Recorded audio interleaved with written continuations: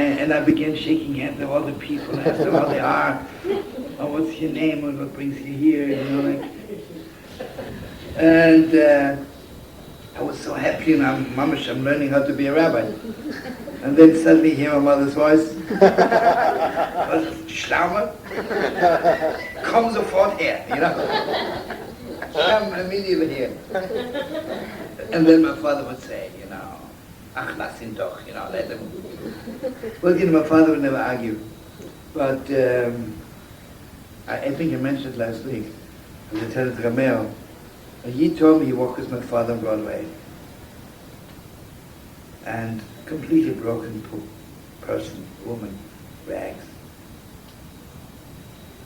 I'm sure she would look in the mirror, she wouldn't even recognize herself. She walked up to my father and she says, "Do you really have God's image?" So my father says to her, "You have God's image." That's a woman, you know. So she didn't wear rags anymore. So, you know what it is? We learn it a lot of times. This lifetime is most probably the happiest lifetime we ever had. Don't know how many we have. According to our tradition, according to the Zohar, you come down 3 or 4 times. In emergency 5. But you know what's this lifetime? We re-meet all the people. We re-meet all the people from previous lifetimes. It's awesome. And when I walk on the street, I want so much, if there's anybody whom I'm supposed to meet, please don't let me pass this person by. And a lot of times it takes a lot of guts. It takes really courage. It takes courage to stop a person on the street and say, "Hey, who are you?" Because it's crazy, right? Crazy. But I would say that 99% we're living in a more open world. And, you know, it took me a little while also to not be afraid to stop people. And,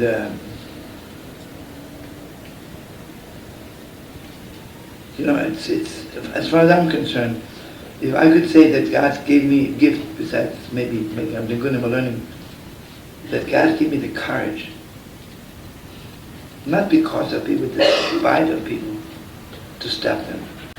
And you know, like, maybe you remember in Poland, you know, in Poland is like 200 years behind America in regard to talk to strangers, right? And you know, in Poland, when we gave the concerts, and the first time, for 99%, I mean, there were some Jews there also, but 99% non-Jews, and suddenly the first time we see a Jew, they didn't know to handle it right exactly. So here, I woke up, I kissed every person. And you know, for the first split second, maybe they were a little frightened. On the other hand, it was, how did they tell me? When I arrived in Poland, remember Mimi? Television asked me, what do you want to do in Poland? He says, "I want to embrace and kiss every human being in Poland." And he said, "I want you to know that basically I'm bringing you a message from my great-great-grandfather, the Heilige Bach, the Holy Bach, who was the chief rabbi in Krakow, 1640. But the saddest thing is, when he was alive, without hurting your feelings, you Polish people were not interested in listening to him. So now, so many years later, I'm his great-grandson. And I have a very simple message. The message is, there's only one God. And we all are brothers and sisters. We all are brothers and sisters. The next morning, remember maybe I told you, you know, jet lag, I woke up 5 in the morning. And the hotel where we were was officially like 4 stars, not 5. On the other side of the street was the Intercontinental, 5 stars. There the coffee shop is already open. I'm going in there, just a few people. And the woman, the manager of the coffee shop, comes up to me and she says, "Aren't you the person who was yesterday on television and you said you want to embrace every person? Can I please have a hug?" And then all the waitresses came. That was the cutest. And then one waitress says to me, you know, it's broken English. "I hate to ask you, but it would mean so much to me. I have 3 children. Could you wait till I bring them?" And just give out, right? Just remember when we came in lodge and thousands of people came, and there was Mama standing by the door and kissing every person who walks in. And you know, I had the courage to kiss them even if they didn't want to. Because after I kissed them, they realized, oh, it was so good, you know. I want you to know, when I came to Soweto, our black brothers, they definitely don't know, because it's not their fault, right, but they don't know how to handle a white man, right?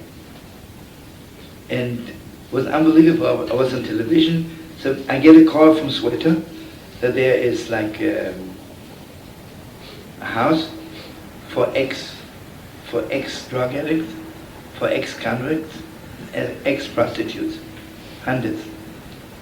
And even if they're out of it, they're still broken. And they invited the whole community. Should have taken everybody with me. And I walk in there, and you know, but you know, after about 10 minutes, after kissing most of them, then the rest were like, I have to tell you this one cute thing. They could not pronounce my name. Shlomos, hard for them to pronounce, right? The only thing is, they know one Jew, Jesus, right?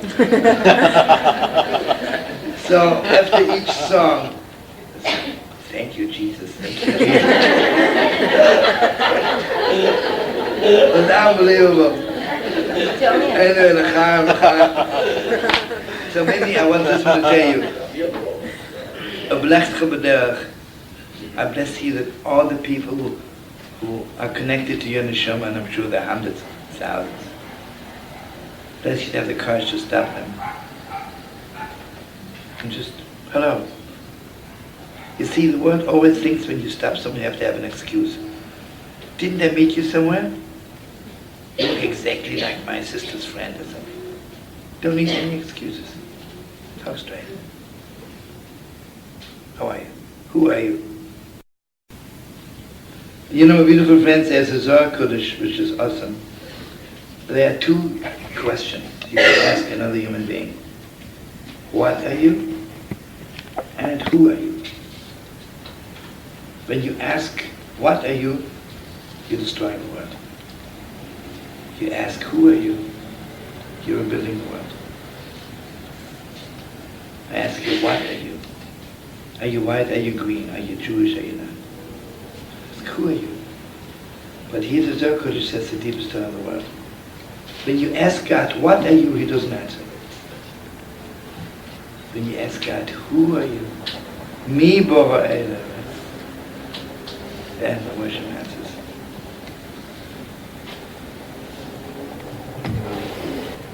Would you like to ask Alan if he would like to ask a question?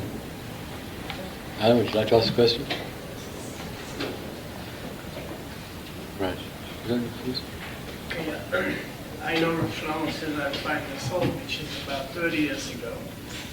And I happened to meet some people that they followed you at that time. And it didn't look, it looked like they started to get to know Judaism because of you. And they followed you all over, and suddenly the whole disappeared. So I really didn't search for them, but suddenly years later, when I was like 15 years old, I discovered those people, and they look completely Hasidic, long pants and black hats, and you know, and they belong to another crowd. So I never had the guts to ask them. You're still in contact with the flow. But I know those people, a few of them, at least 2. One of them I think you know, Masada Kedushin also, and he's really known as a very, very, I mean, they give him a lot of respect where he is now. I cannot mention names. So They are not, you don't see them anymore in the public video. But I want to ask you if you see them. And that means if you see them, so you see them all in a mystery. Let me tell you, now he's asking me the deepest question in the world, really. What's your first name? What's your first name? Yehuda. Computer. You're touching on something very delicate, but it's a good question. I have to say two things. First of all, a lot of people who know nothing, right? Sometimes to deal with them. I mean, they know maybe a lot in their hearts, but when it comes to Yiddishkeit, they don't know so much. And let's say I'm their first kindergarten teacher, right? So they think I'm giving them kindergarten stuff. But then they have to grow up and go to university, right? The only thing is they don't know that I gave them university stuff. And they go to kindergarten stuff now. You know, without bragging, my weddings are beyond university, right? My weddings are really gewalt. Then, you know, a lot of people, I was mamish like Megaya, and they were at a lot of my weddings, and then they get married, they have like a little, and they ask you, how was the wedding? Oh, the dancing was like about. The dancing, the wedding is the dancing, what about the chuppah? Oh, what can you do about the chuppah? You know, you drink wine, you make a few brachos, and you go home. You know what it is? They think they got higher. And then they look at me and think, I was just the beginning. But then there are kids who maybe broke away from me a little bit because they thought I'm giving them kindergarten stuff and they're looking for something better. Eventually, they come back. They realize maybe your stuff was a little bit higher. But this is one answer, but I'll give you the real answer. I met this Russian doctor. He's a good Torah. Nebuch, he came from Russia. His wife was not Jewish. And when Nebuch, when he wanted to go to Israel, she divorced him. Okay, good. Comes to Israel, he wants so much to get married. So he was the head of the hospital in Moscow, really, the top surgeon. But you know, Israel should live long and happy, and the doctors, when a Gewalt doctor comes and not say Gewalt, we got to give him the highest position, because maybe he knows more than we do. Remember, they reduced him to be a male nurse. Okay, anyway, he's a male nurse. I meet him, he says to me, you know something? Rosh Hashanah was Thursday, Friday, Shabbos. And a lot of Sfardim prepare real heavy food, right? It doesn't all go into the frigidaire. So you can imagine on Shabbos was very hot. When you eat food which was cooked on Wednesday, on Tuesday, not in the frigidaire, let's not even talk about it. He says, I had hundreds of people to whom I had to pump out the stomach. And without sounding coarse, it doesn't smell like, you know, Chanel perfume, right? He says, I was pumping out the stomach of a young lady. And I tell you something, sounds stupid to you, he says. I fell madly in love with her. She's just an angel from heaven.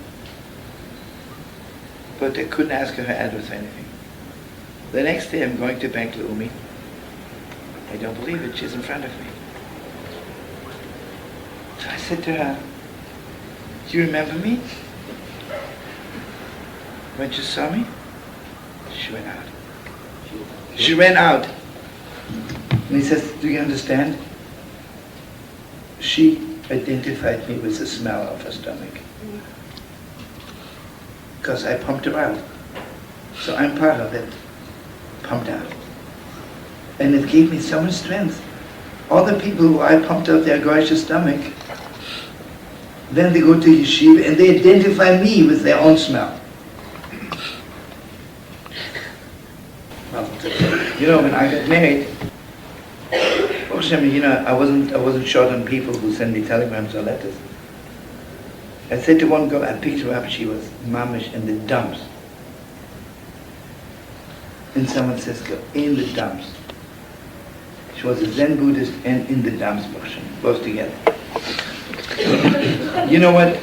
We picked her up, we made a mensch out of her, we paid her ticket to New York, and she joined a certain group. She got married. Then I saw her one time on the street. I said, you know something? How can you hear that I got married without wishing your mother? What's going on? The essence of Yiddishkeit is being thankful. You know what the Jew is, a Yid? Comes the word Yehuda, Pamad is Hashem. I'm thanking God. And if you don't have the feeling of thankfulness to someone who gave you something, what good is the whole Yiddishkeit, you know? But you see, Rabbi Yehuda, whenever I'm sad about somebody who doesn't talk to me, Baruch Hashem, God helps me that I'm meeting two new people who I hope will talk to me until they decide not to talk to me. Alan, you know.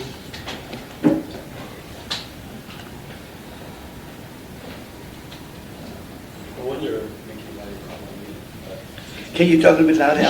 Sure. Because when he told that story about his father walking down the streets last time, do you remember? And the way his father responded to this woman, you had a whole structure in which you saw that. Could you help me remember?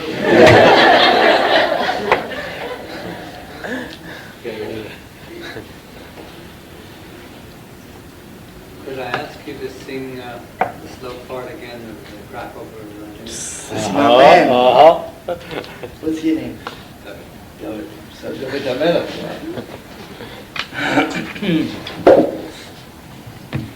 But if you can manage to give me, you can have.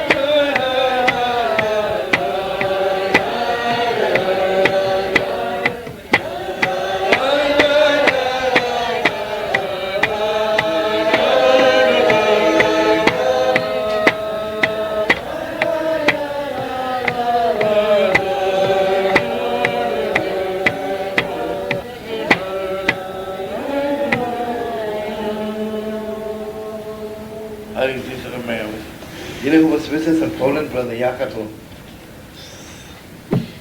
Yahrzeit was the first bar mitzvah.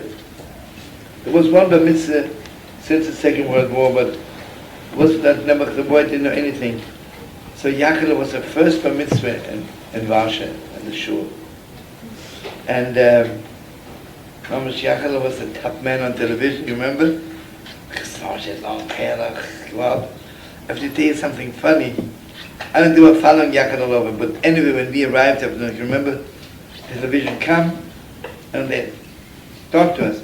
And the person, the photographer, the whole time says to me, slim, slim, slim. And I felt so bad, that means he wants me to lose weight. And I felt so bad. I said, okay, I promise you when I come back next time, I'll be thinner. Then said, you know what he meant? Smile. That's slim. But anyway, the Yaakov didn't need any slimming because his pants will go out. Yaakov, we have to go back to Poland. Rav Shlomo, I have a question Sure. for you. But yeah, you're the best. Today when we were learning B'nai Chola, yesterday I was, one of the things that struck me was how you learn, or how you give over what you learn.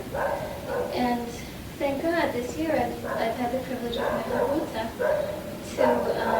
to be learning a lot and to be learning some Gemaras in a deep, deep way. And one of the things that I've really come to learn is that the most important thing is the question you ask about the Gemara or the Sefer or whatever it is you're reading. And so I guess what I want to ask you is, when you're learning a Sefer, what are the questions that you're asking? You see, when I learn something, I don't have any ready-made questions which I'd apply to everything. There would be like the melts of the Torah of always, of each time. But you see, I tell you, I'm not so much, it's not a question about it me. I want to taste the depth of it. I think what does he say? Because, taking more Russian choices, Sometimes, that it sounds simple. It can't be. If it's simple, Rashi is not going to waste his words. Yeshiva, every word, And something, it's like every word about tzaddikim of the Chum, is so much depth. I had this Rebbe, Rav Shlomo Heiman. When he would say 1 or 1 is 2, it's like he would throw you in the abyss of depth. Just 1 is 2. Couldn't believe it, right? It's really true, 1 is 2, And there were some people who were not so deep, they would say, I didn't say anything. But those who knew what he says, everything in the world is deep. And I can only bless you if you have good questions, good. But the deepest question should be inside of you. Have I tasted the depths of what the Torah says? And you see, the moment you start asking for the depths, you're already knocking on the door. Every letter opens a different door. I have to tell you, can I tell one more Gaval story? Kiruv Shabbos is Thursday night. Let's go out. I'll make it fast. No, take it slow. There was one of the biggest Geonim in Hungary. His name was Avrum Aryeh. And what was his name? I forget what his name was. Something with Aryeh, don't remember. Stupidly just get out of my head. He later on became one of the greatest Geonim in Hungary, and he became a big Sanz Chassid. But here he was learning in Pressburg. He is 16 years old. And some Sefer were not Misnagim, were not Chassidim, they're all great Kabbalists. Some Sefer saw it mamish into Shabbos. He says to him, listen, Aryeh, I see you mamish into Shabbos. If you want to have a real Shabbos, you gotta go to Sanz. So the head of Aryeh thought, in Pressburg, what's going on? In Pressburg, mamish 2 hours before Lichtbench, the whole yeshiva is there, they're learning, then they daven Maariv, they eat, and then they learn again all night. The next morning they daven, they eat, they learn. Like Shabbos, you learn 48 hours. So I assumed if in Sanz the Shabbos is even better, that means they're learning 150 hours a minute. I give out, that's a mistake. It's coming to Sanz 2 hours before Shabbos is chaos. One is falling over the other, this one to the mikveh, this one doesn't know where to eat, so there's no kretschmer. He says, oh, vey, stupidly, why didn't I stay in Pressburg? Anyway, the chaos is over. They don't have it on time. It's already 2 hours after Shabbos. Anyway, they don't Marav. And you can't say the Marav was a Gewalt, right? Holy Sanz. And Busha, they begin to learn. Because the Sanz teaches maybe 4 hours after Marav. Everybody takes the Gemara, and without being bored, you have to watch me a little bit. Everybody takes the Gemara and sits down to learn. And he begins to learn. Suddenly he looks around. The Gemaras are not open. Everybody has a Gemara. And everybody's sitting with closed eyes. The lunatics are sitting. They're sitting here, they have a Gemara, and they don't open it. Keeps on learning and watching. They're really crazy. Mom is absolutely crazy. And suddenly, someone picks up a Gemara and says, hey, good Shabbos. These are Shabbos. Hey, good Shabbos. And the other content of the smell is someone takes the Gemara, begins knocking on the table. Hey, good Shabbos. These are Shabbos. And finally, after 2-3 hours, everybody's banging on the table. Hey, good Shabbos. These are Shabbos. And he can't help it suddenly. He himself is doing it. And he thinks, God, hey, good Shabbos, these are Shabbos. And he thinks, he can't understand himself. I'm supposed to be a normal person, a solid person, I'm crazy. Okay, finally, 1 o'clock at night, word came on the Sanz is going to the table. And this is wild. He tries to stand behind the Sanz. You know the Holy Sanz? Do the thoughts of every person. After Kiddush, the Holy Sanz turns around to him and says, hey, younger man, let me tell you something. In the palace of the king, there's so much light. Some people walk in, and the first door opens, the room is full of light. And they're so happy to stay there. Then someone opens another door, more light. And they're staying. And some people looking for more light. It's all beautiful. But then there was somebody who was not looking for light, looking for the king. He goes through all the doors until he finds the king himself. Do you understand, younger man? During the week, we are looking for light, for the light of the Torah. On Shabbos, I'm looking for God himself. And then, Sanz was wild. The Holy Sanz put his holy hand, on this from Aryeh's shoulder. He says, the Herr's younger man. On Shabbos, sucht man dem heiligen Beschäftigten, looking for God himself. And many years later was Parshas Bullock. And every year on Parshas Bullock, the Aryeh assembled all his grandchildren, and they would be there for Shabbos, and he would tell them the story. And then he would say, can you imagine, here on my shoulder, the Holy Sanz, with his holy hand, told me, younger man, on Shabbos you're looking for God himself. And then all the grandchildren would come, and they kissed that spot where the Holy Sanz told him. I want you to know, one of his great-grandchildren lives now in Williamsburg. He came out, I have to find this Toldus. It's the Toldus of his great-grandfather. And he writes it in the foreword that his father was one of the Einiklach who kissed the shoulder of his grandfather, because the Holy Sanz told him that. Shlomo, I want to bless you. So I think your answer to Batya is that sure, the questions are a way of understanding, But real understanding is for the thing to become part of you. For you to enter what you would call the difference between the insider and the outsider, what I would call to internalize. And you don't need me to say to you, but I say it anyhow. Of all the thousands of people that you have touched, people who would appear to be at the edges of the Jewish people, you've also you've produced people who have internalized everything that you wanted to convey to them.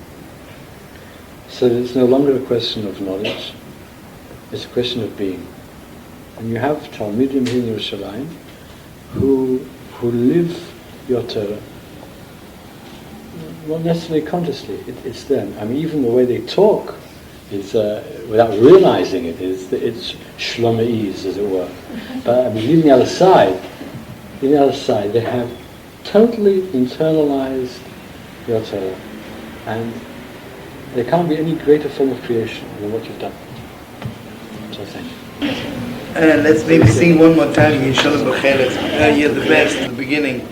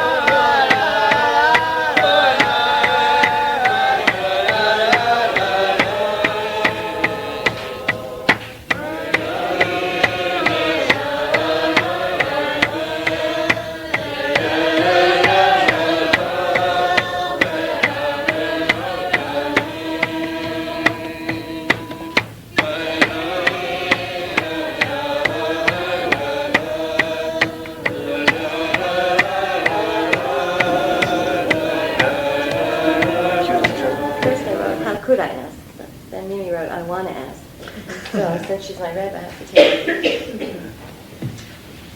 Maybe because you taught me for so long, and I took you so seriously. How could you? It's a flaw, genetic flaw. And when I hear Mickey speaking about you as though you are a shita, as though you are a way, that I react against that because it doesn't feel like what you taught me. And so I want to ask you first if you really want to be a way, or if what I think, even though Mickey's right, I mean, everybody speaks Gewalt, so at that level they've mimicked a way, but it's a way to access something about getting inside and holding something. But from what I really feel I learned from you is to be my own way. And that's daring, and I think more daring for women in a lot of ways. So I want you to bless all of us here, say yes to what I'm saying. That I'll make them pay. But say yes to us. Yes, I want you to be your own way. Listen, Carol Sugar Pie, let me tell you. You know, I don't want to say anything good or bad. Usually, I couldn't really do it here, and because it didn't come out. And in my shul, you know, my Shabbos, everybody wants to say Torah, says Torah. Because I really want everybody to, mamash, to say their own. I don't want them to chew over my Torah. I never asked anybody, can you please tell me back what I said last week?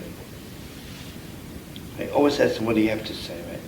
If someone said you said something and I forgot it, then I ask them, maybe you can remind me. And I think 100%, you know, I don't want bagel chavod that everybody looks like the other one. And 100%, you know, that's what we need. We need everybody to have their own thing. And Ramel didn't mean to say that I want everybody to chew over my Torahs and that everybody should, whenever I say something, just say, yeah, well, you know, but still, you know what Ramel meant? That, you know what it is, but our Chavre, it doesn't really come just from me, from all our Chavre. There's a certain sweetness from our Chavre. Don't even if I have it. Our Chavre are mamash sweet. They have a certain sweetness and mamash a certain openness. Certain openness, you know. You know, in my shul, Baruch Hashem, I'm sure everywhere, Baruch Hashem in Yakar also, but I can trust my Chavre, you know. Someone asked me, how much you trust your Chavre? I says, I trust my Chavre that I would send them to the Eskimos, or the Eskimos will keep Shabbos next week. Not because they'll convert to Yiddishkeit, but give them a taste of Shabbos. Oh, it's so good, right? What do you say, Ramel? See, Rav Shlomo was explaining this morning the difference between Chochmah, Bina, and Da'at. And when he came to Da'at, I don't remember exactly what words he said, but what he was saying was, in my terminology, that at the level of Da'at, there is no gap between knowledge and being. Usually one has an idea, and until the idea takes within, niklat, so one can give a good speech, one can say the ideas, but they're not the person. There's a level of da'at after bina, way after chokhmah, where there's no gap between the idea and the person.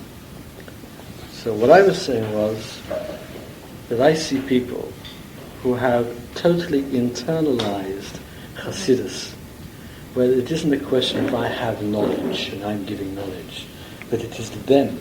There is no longer this gap between knowledge and being.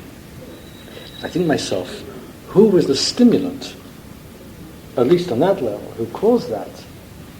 Mr. Shlomo. And that must be the greatest confidence that what one is giving is emes, if one sees that happen. Yeah, listen, Kerry, you know, if you would just chew over what I said, you would be nothing, right? Baruch Hashem, God opens gates for you, right? Because you have a big neshama. And mamash, you have gewalt ideas. I'm sure you're again giving chizik to a lot of people. So when I meet someone whom you gave chizik, I wouldn't say it's an imitation of Kel, but I'd say still it's a little bit chosid of Kel, right? Because you gave them chizik. You know what Rav Nachman says? The greatest gift we can give to somebody is self-confidence. That's the greatest gift of the world. And I just hope we're giving it to each other. You know, the time when Rebbes thought the more to knock somebody yourself, the more from you get. But the time for knocking people off is long over. What the world needs today is someone to tell them, you're good, right? You're good, you're sweet. Man, what do you say? No, you're the expert. But I like Carl's critique, and it's very important to say, because I think one imitates to be reassured, and that must be the kiss of death. But I think what you do project is very much the idea that that one has to be real. And not to, in fact, if anything, there's a slight, almost anarchistic element in your teaching, which is not to be taken in by society, but almost to be an outsider to society, or prepared to be, at least. So that is very much an individualistic approach. In fact, it's clear to me that if you had played a different tune, then the establishment would have adopted you, and then you wouldn't be you. Think I missed out? I genuinely believe there was once a great rabbi called Shakespeare. And Shakespeare said, "This to thine own self be true, and it must follow like night the day, thou canst be false to any man." And he was English, right? I really love it. Remember the Heilige Mordechai Lechowitz, when he passed away, so his son Reb Noach became successor. So he said, my father never imitated, and I don't imitate. No, wait. He says, I do exactly like what my father did. No, because somebody said to him, "You're not like your father." Oh yeah, you see, I have it all wrong. I'm so crazy. So his father Somebody said said a moitzi over 12 chalas, and he over 2. So he says, I do exactly like my father. He didn't imitate, and I don't imitate. But you know what really bugs you and me among a lot of so-called religious people? They mamish imitate each other. It's sometimes so far from real. Like a lot of rabbis, you say everybody the same thing. And I just hope, Rameir, that all the people who we meet, we give them the courage never to imitate anything. And I want to bless you and me, not only we shouldn't imitate others, we shouldn't even imitate ourselves. Because we are so easy imitating my yesterdays. And it's stupid, right? Like, yesterday was yesterday.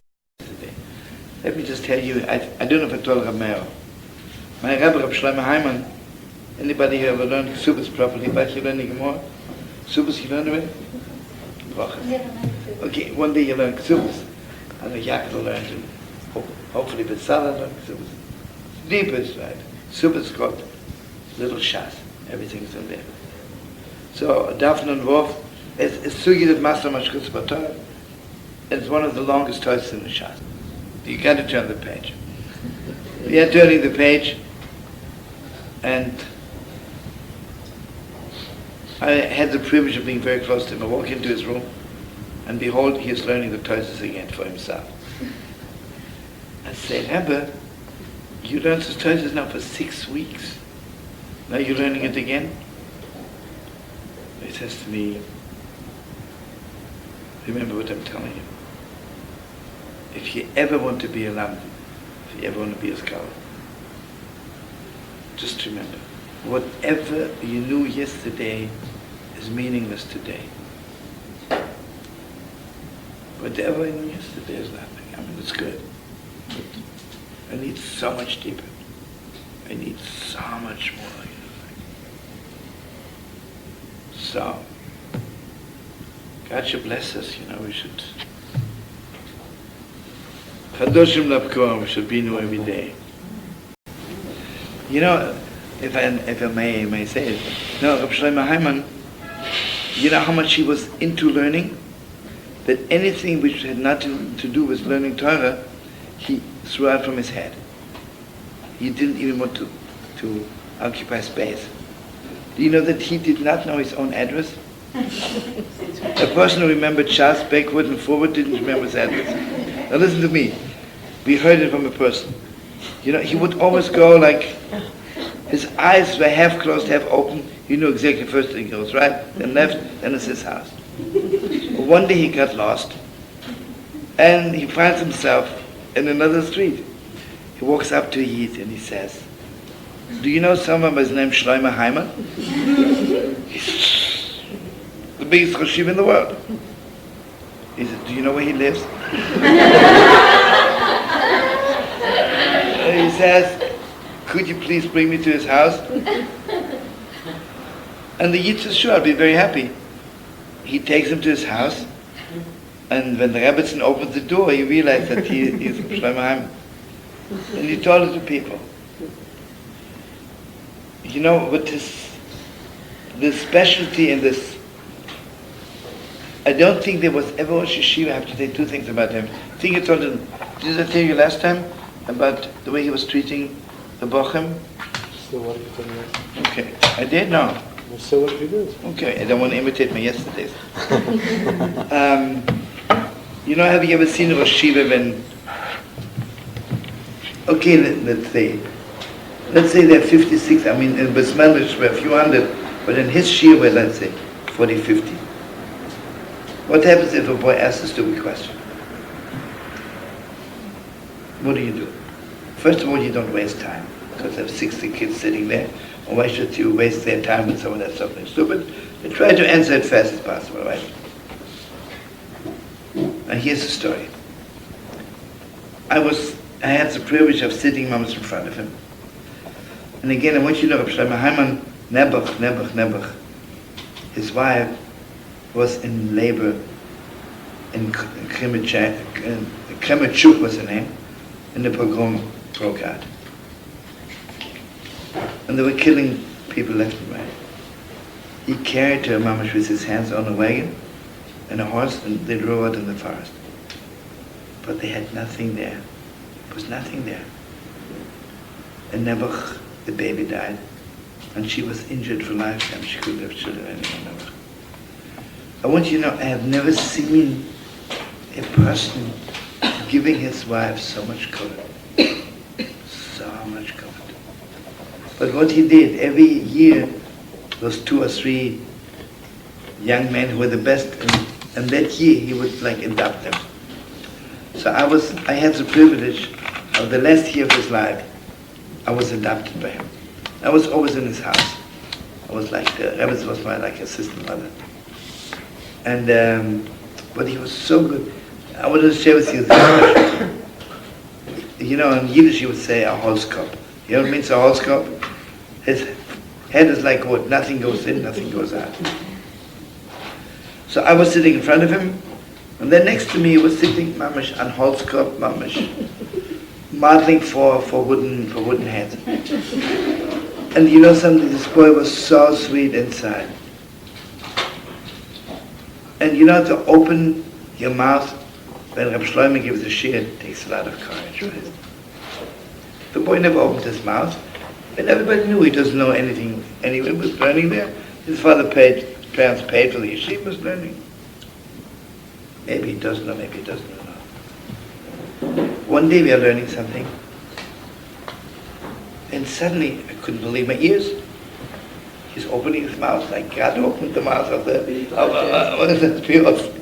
He opened his mouth, and he asked the most stupid question you can imagine. I mean, you have to be a genius in stupidity to ask such a stupid question. I'm sitting there, you know, I try not to laugh. I look around, everybody's looking down.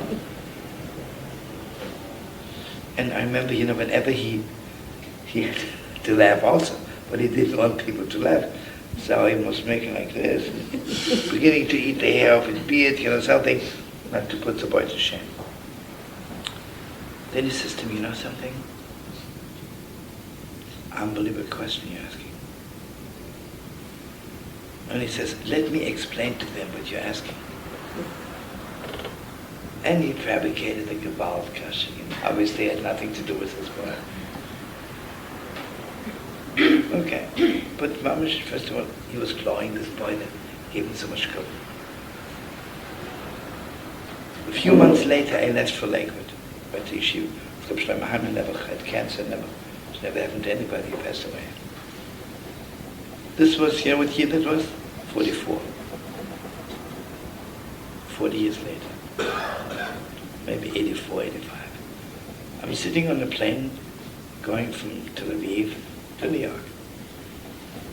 And someone says to me, do you know that this very, very big Rosh Yeshiva is on the plane? Big Rosh Yeshiva. I want to see him. Get up and say hello to him. It's my horse cover.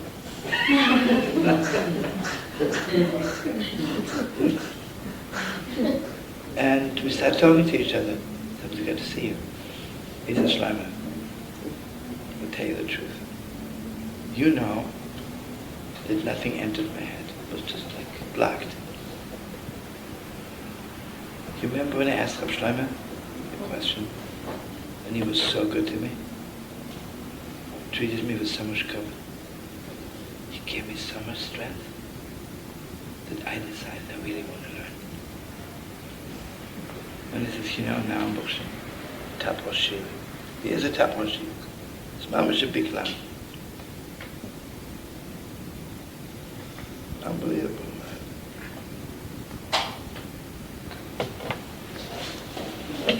I remember when Moses came to Vienna.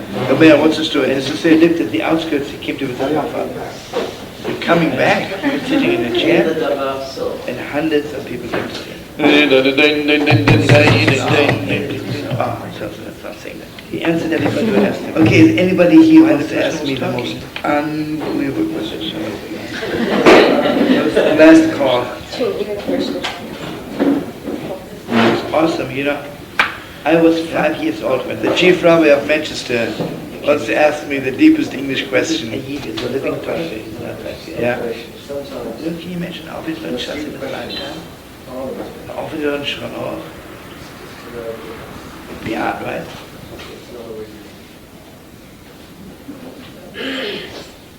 If you can take a stupid question, turn it into your own question. Yeah. You create something. It's true. But you need a lot of heart to do it, you know. Yeah. It's even more genius of the heart than genius of the mind, yeah.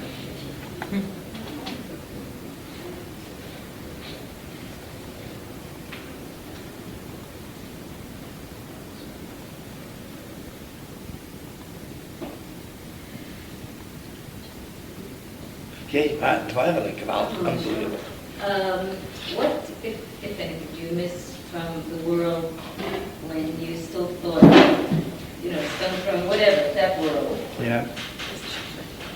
If I miss that word? Or anything about it? You know what I miss? I tell you. Anybody who has never really learned Gemara Rashi and Taisus cannot imagine the heavenliness of learning Gemara. The heavenliness, learning Gemara, and then you see the Rambam and the Ravid. The Rambam says so, and the Ravid says in a different way, and suddenly it's just like pushing all the buttons in your heart and your head. Shh, like Gewalt, right? You know what I miss? I just told someone that, you know the way I was living in Lakewood? I would go to sleep at 11:45. Try to go to sleep. 2:30, my chavus would wake me up. We would learn till 7. I have to tell you the sad truth. I davened fast because then the learning only began 9:30, so I had a chance to sleep till 9:30. And they would bring me a little breakfast. I would somehow manage to get something. We learned till 2. By 2, I was at the end. I went to sleep till 4. You have off from 2 to 4. I never ate lunch. I never had time because the Rebbe would bring me something to eat. Then 4, I'm learning again till 9:30.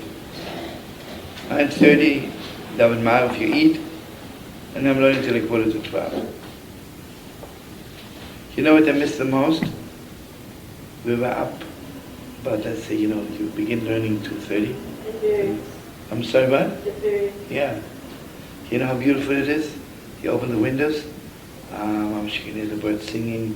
You are singing a little Gemara, the birds are singing their Gemara, It was so peaceful, so holy. And it was so holy that you cannot imagine you ever want to be without it. It's gewalt, right? Oh, you know something? I don't know if some of you know how beautiful it is, mamish, to make up a Torah. You learn the Rambam, who says mamish, the opposite of the Gemara, and then you begin learning, suddenly you realize, well, You know how many nights I spent just writing. I have whole closets full of learning, of Torah, like. And I really do regret it. My father always told me, why didn't you come out as a sefer already, like. But it's so good, the Torah is so good that every Jew can make up a new Torah. Every Jew can mamish, pave his own way in the Gemara. Pave his own way and compare, like Dama Milsa and the Milsa. It's awesome, I always knew it's like you come to a point you can mamish lose your mind over it. And once it's a privilege of hearing from Yeshiva, Lubavitcher was like, he says, and I really knew it before I heard it from him, because when I was in San Francisco, then the kids always tell me, LSD mamish blows your mind. I said, let me tell you something. LSD is gewalt, but it does not compare to the way the Gemara blows my mind. It does not compare. Because, okay, when you take LSD, you have to know exactly, God forbid, if you take 1 zillionth ounce more than you can take, you can injure yourself for a lifetime, So it's very much dangerous. But let's assume you take LSD, but someone knows exactly how much you can take, and you take it. Cleans out your neshama, lifts up your hand. Doesn't compare to Gemara. Doesn't compare to Friday night. I want you to know that the top LSD man, Brother Tim Leary, at one point I was very close to him. We were always talking to each other. One of his titles was in the New York Times. He says when he takes LSD and someone puts on Beethoven, he says he starts yelling, Ludwig, get off. He says, but I want you to know, a lot of times when I take LSD, he says, I'm putting on your records. It's good stuff. But anyway, when we were in San Francisco, so a lot of times, Friday night, what? I want you to know, Brother Tim Leary came Friday night. He says, I want you to know, my whole life I'm looking for something which will turn on people completely without drugs. He says, you know something, I'm not Jewish, he says. I think you Jewish people have something. I see that Shabbos can turn on people completely without drugs. I don't know if some of you remember, in the year 63, 64, 2 years in a row, Brother Tim Leary would give lectures in the 2nd Avenue Theater. Remember? Thousands of kids. He was a Gewalt. He considered himself a high priest. We were talking other times, I would tell him, Tim, you're a Gewalt. But I said, I wish I could put in your heart how it tastes. When I'm learning, and then I see the Rambam in my mind, is just opposite. And suddenly, it blows my mind.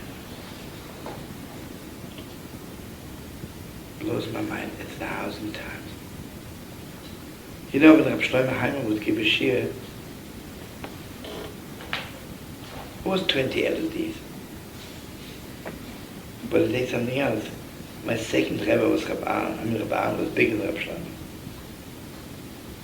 Shlomo. Someone spoke to Rav Aharon, not a Jewish person, an outstanding person. He says,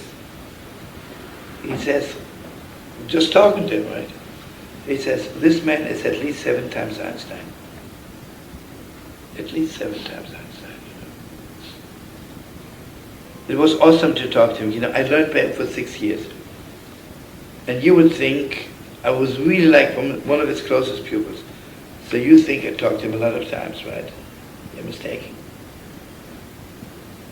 When I would stand in front of him, my teeth would shatter. Physically, literally. Which you wrote? Of Kotler. Okay, here I'm 17 years old. I learned Rav Shlomo, and Rav Shlomo never gewalt, he knew he was very sick. He called up Rav Aharon because he didn't want me to get lost, because he knew he was never not coming back, never gewalt. So Rav Aharon calls up my father, and he says, I spoke to Rav Shlomo, and Rav Shlomo wants you to send your son to Lakewood. Okay, I'm going there. My Rebbe said so, and he was already in the hospital. He had no idea that he is so sick, we just knew he's sick. Coming to Rav Aharon, Rav Aharon said, you know, when you come to Yeshiva, you have to talk and learn, you got to say something, right? So Rav Aharon says to me, tell me something, you know, anything, you know.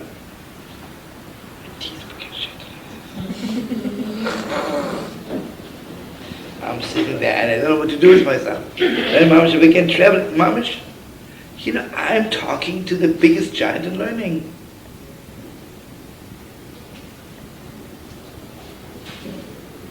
And he didn't want to put me to shame, so first he pretended he didn't see. From time to time he would look at me and say, I'm still shivering like that. So he says to me, like, cool it. He says, you don't have to tell me anything. He said, because if Rav Shlomo said, you should come learn with me, I trust his judgment. Just come. He said, I want you to learn by me, he said. Friedrich from mir lernen, he said. You know the way he was saying Shua? Was like 5,000 times Rockefeller Center. You know, just like one floor, one floor, one floor. And he would talk so fast, if you miss out 1 minute, you can hang yourself. You don't know what, that's it, you lost it, right? And I have to brag. You know, after a certain while, I was like, really, I was so close to him, you know? I had the privilege, but by God's grace, I was so close to him that I mamish knew his way of learning. And I have this kind of stupidity. When I'm sitting down and I know already what's happening, I fall asleep. So a lot of times during his shir, I would fall asleep because I knew what he was going to say. I would just for a second fall asleep. So one time I had the privilege just to let you, I was really on his, tuned to him, on his wavelength. And some rich man came and he asked him, you know, when you give money for the yeshiva, you want to see who are those top students. So I was privileged. Avrum pointed me out to him. The rich man told me later. He says, I saw him sleeping while you were talking.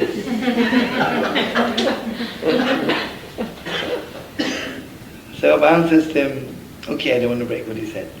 But anyway. He said, Shlomo has my head. I don't know what he said. No, I know what it. he said.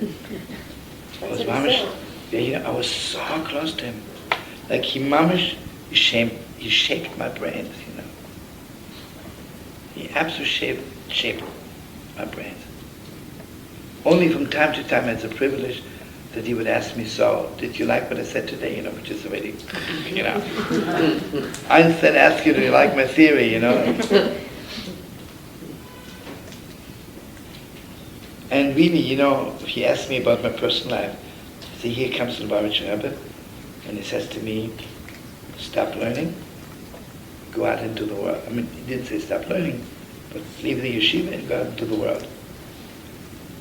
And I said, what's going to be with my learning? Like I'm training, you know, to be top and stop learning. And he says, forget about yourself. Forget about yourself. I can only tell you, I don't know what happened to me, but the Rebbe Mamash put a new neshama in my heart. Because until the Rebbe told me, go out, I mean, I loved people, but I really didn't care.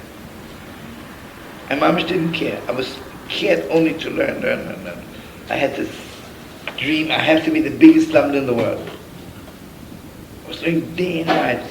And I said, Mamash, when I build Hashem, I'll be on the level, I'll open my yeshiva, and I'll take the best bachar of all yeshivas, and I'll be learning like crazy. Suddenly I walk out, becoming a clown. Not really like a holy clown, you know? Talking to every person. every person I met suddenly, hey, what's going on, you know. How old were you? When I started doing for Lubavitch, must have been 24, 25 maybe. It was Gewalt. I'm sorry, man? Keep mentioning a lot of Torah from Rav Nachman. Where is that coming from? Not from Kotler, not from the Lubavitcher. Rabbi Yehuda Mama Shir Gewalt. Listen, I tell you, when we were in Vienna, before we left for America, we met one Yid. His name is Rav Moshe. Everybody called him Moshe the Good Shabbos. I don't know if you know him, the sneak I'm singing, his sneak, yeah? Moshe the Good Shabbos. He was always Good Shabbos, Good Shabbos, Good Shabbos, Good Shabbos, Good Shabbos, Good Shabbos, Good Shabbos, Good Shabbos, Good Shabbos, Good Shabbos, Good Shabbos. I got to put it on the tape too, on a real good tape. I didn't do it yet. But he was a Breslover Chassid. And he told us that he heard in Lublin that this was the thing in which Rav Nachman davened.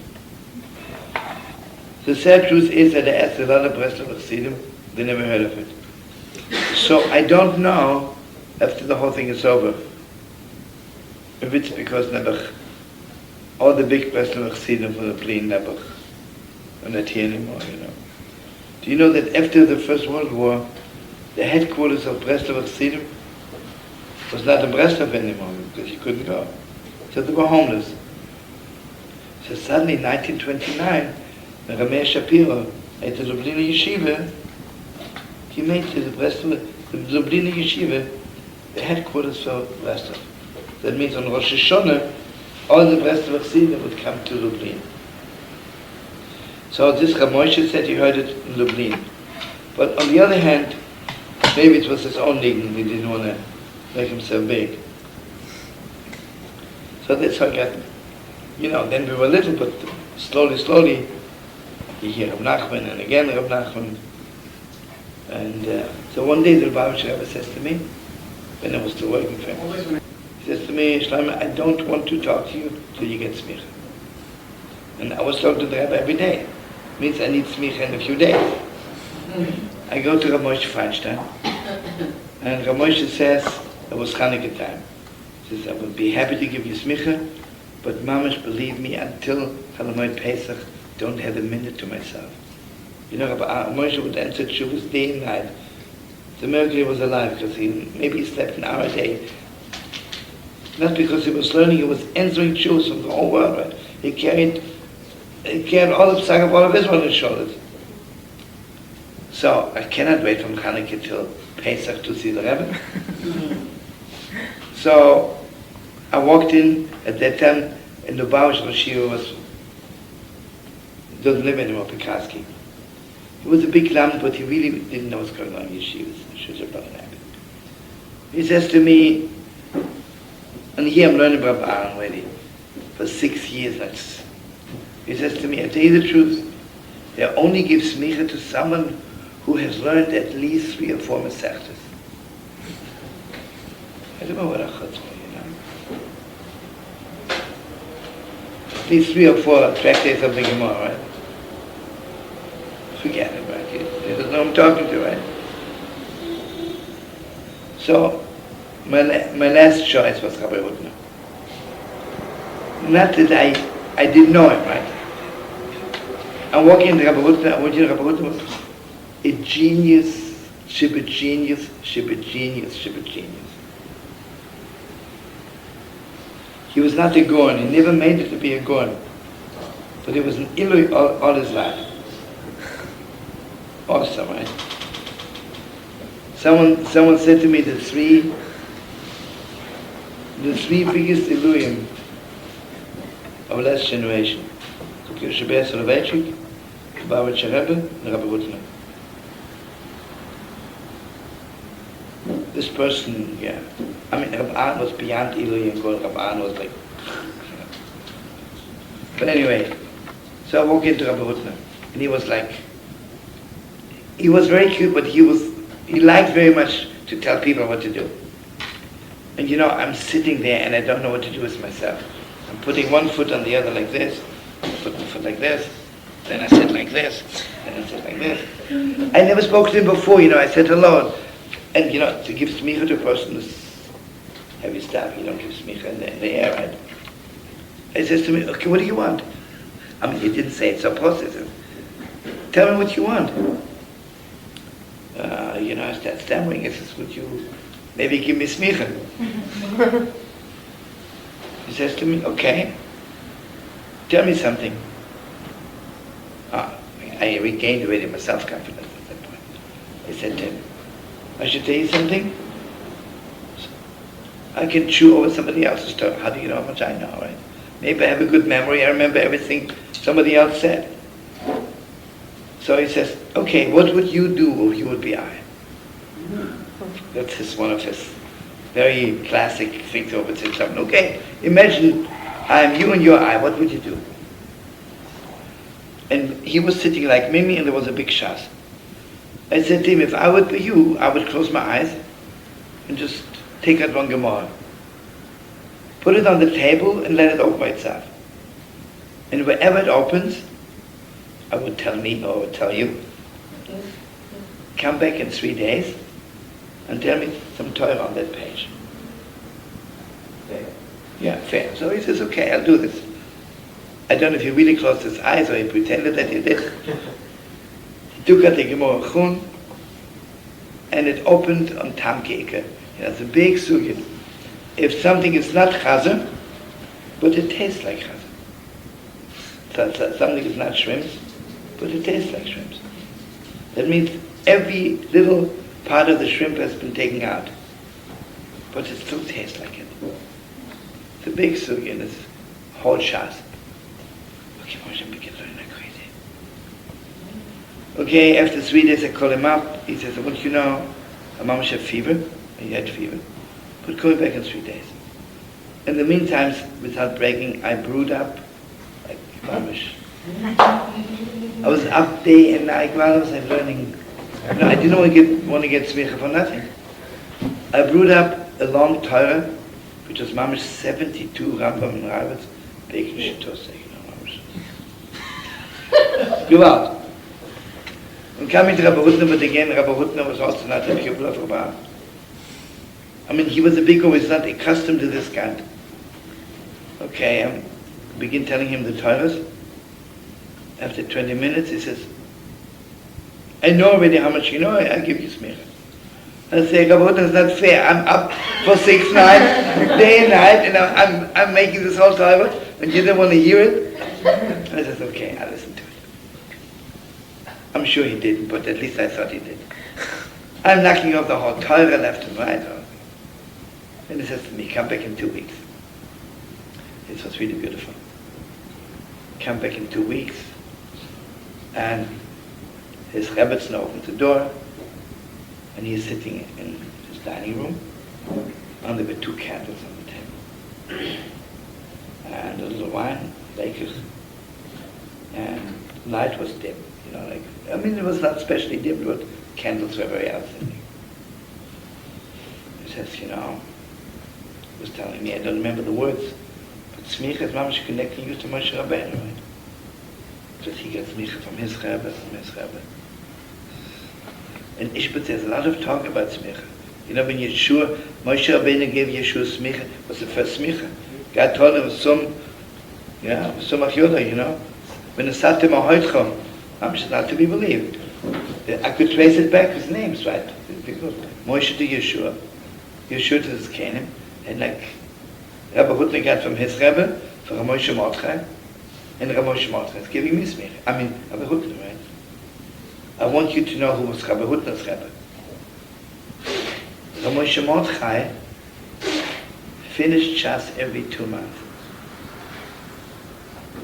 But not sitting by the Gemara, but the Gemara was learning other things. He knew the Shas by heart, and he was just saying it all like as Asher, right? He finished Abor Chal Kishronoch every 6 weeks. I remember Moshe Mordechai once came to Vienna, and we lived at the outskirts. He came to visit my father. And he was sitting in a chair, and hundreds of people came to see him. And he was so edel, so humble. You know. He answered everybody who asked him. But while the person was talking, his lips were moving, right? He was going over shots fast. It was awesome, you know.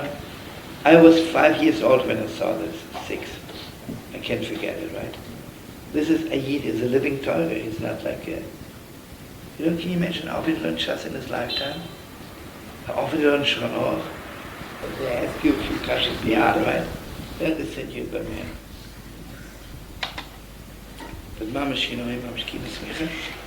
And then he gave me this paper in my hands. Rabbi Hutner, he was very much in a holy way into COVID.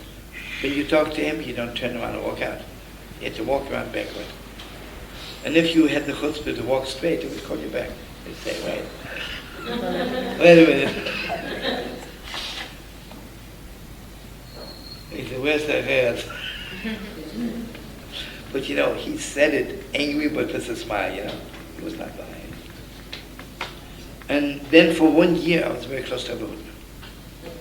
Yeah, for 1 year, I was very close to him after he gets me. Talk to him all the time. We'd talk about Lubavitcher, about this.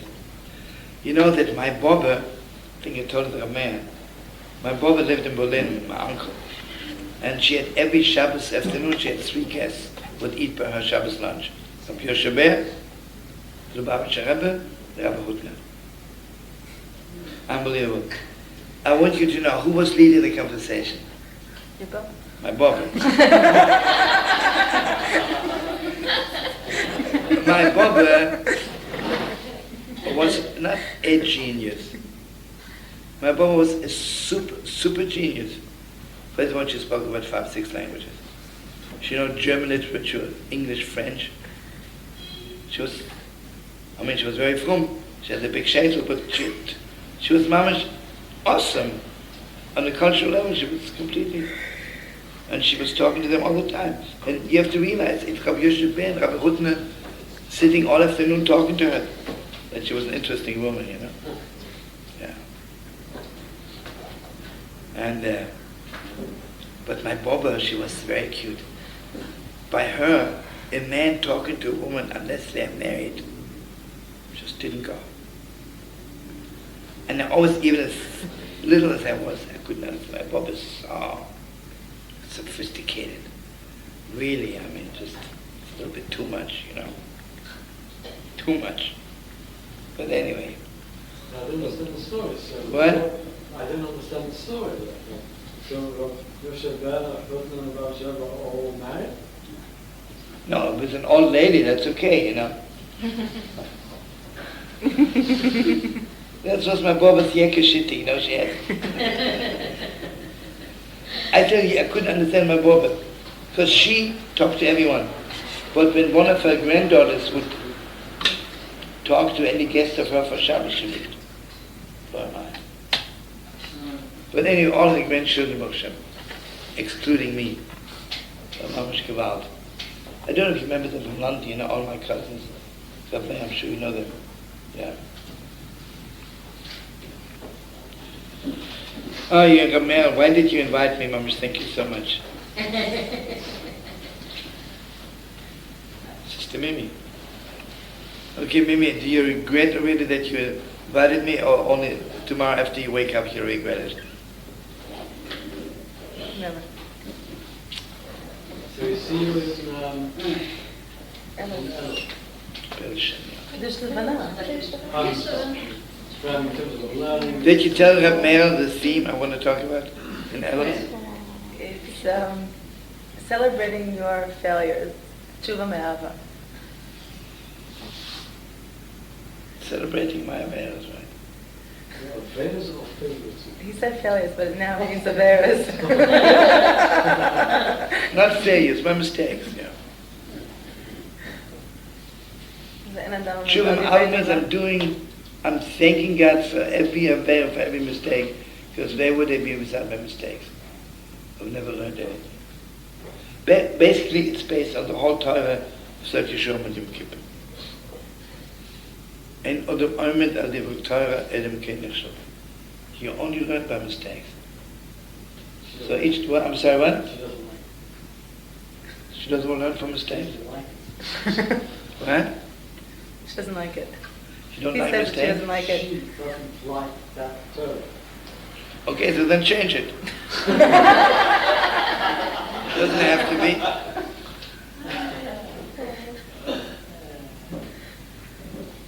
You want to call it how to be happy despite your mistakes? Just how to be happy. How to be happy.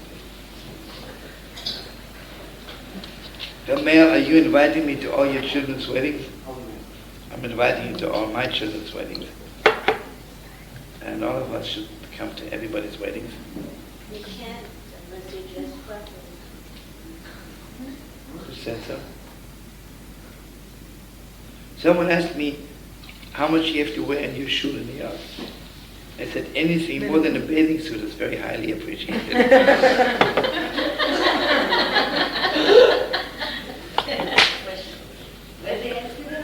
Someone asked me, what do you have to wear when you come to your shul? In my synagogue, I said anything more than a bathing suit. L'chaim, l'chaim. Shabbos.